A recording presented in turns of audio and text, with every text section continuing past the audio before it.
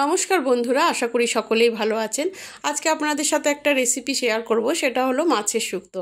আর এই মাছের শুক্তো কিন্তু এই বর্ষাকালে পেটের প্রবলেম হলে আপনারা অনায়াসে খেতে পারেন, বা জ্বর থেকে ওঠার পরেও এই শুক্তোটা কিন্তু শরীরের জন্য খুবই ভালো। এই শুক্তোতে আমি উচ্ছে ব্যবহার করব না, তার পরিবর্তে থানকুনি পাতা ব্যবহার করব। আমার মায়ের থেকে শেখা এই রেসিপি আজকে আপনাদের সাথে শেয়ার করছি। আপনারা দেখে নিন, আশা করি আপনাদের ভালো লাগবে। আর এই রেসিপিটা যদি আপনাদের ভালো লাগে কমেন্ট করে আমাকে অবশ্যই জানাবেন। এই মাছের শুক্তো রেসিপির জন্য এখানে নিয়ে নিয়েছি অল্প ঝিঙে, একটা আলু, অল্প পেঁপে আর অল্প করে বেগুন। আপনারা নিজেদের প্রয়োজন অনুযায়ী সবজিটা নিয়ে নেবেন। আর দুটো কাঁচা কলা কেটে আমি হলুদ জলে রেখে দিয়েছি। আর নিয়ে নিয়েছি অল্প পরিমাণে থানকুনি পাতা। আর এখানে নিয়ে নিয়েছি আমি রুই পোনা মাছ। আপনারা যে কোনো টাটকা মাছ ব্যবহার করতে পারেন, শুধু সামুদ্রিক মাছটা অ্যাভয়েড করবেন। আর এই রেসিপির জন্য একটা কড়াইতে আমি খুব অল্প পরিমাণে 1 চামচের মতন তেল দিয়ে দিলাম। এতে একটু আগে বেগুনটা ভেজে নেব। বেগুনটা খুব হালকা করে ভাজতে হবে। বেগুন ভাজার সময় অল্প করে লবণ আর হলুদ দিয়ে দিতে হবে। আর ঢাকা দিয়ে দেবো গ্যাসের ফ্লেমটা কম করে, যাতে বেগুনটা ভালো করে একটু ভাজা হয়ে যায়। কারণ এখানে তেলের পরিমাণ খুবই কম, তাই আমি ঢাকা দিয়ে দিচ্ছি। আর বেগুনটা ভাজা হয়ে গেলে উঠিয়ে নেব।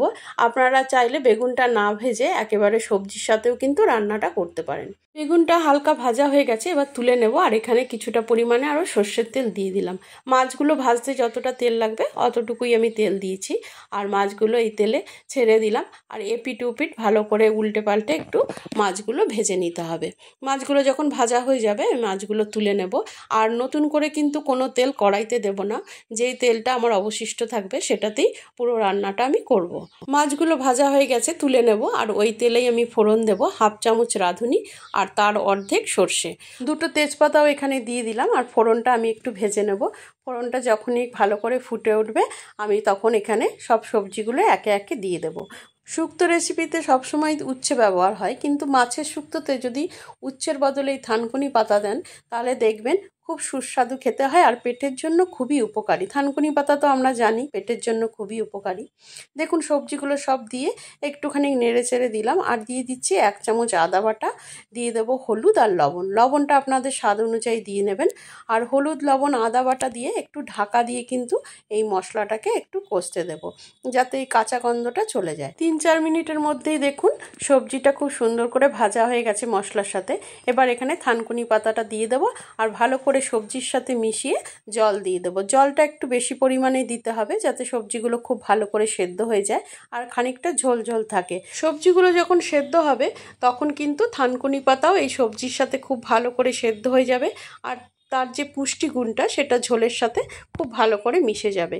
তাই এই সময় থানকুনি পাতাটা দিয়ে নিতে হবে।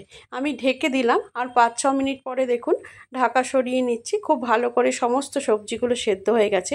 এই সময় কিন্তু ভাজা মাছটা এই ঝোলেতে দিয়ে দেবো। ভাজা মাছটা পুরো ঝোলেতে দিয়ে দেওয়ার পরে যে বেগুনটা আমি ভেজে রেখেছিলাম সেই বেগুনটাও এখানে দিয়ে দেবো।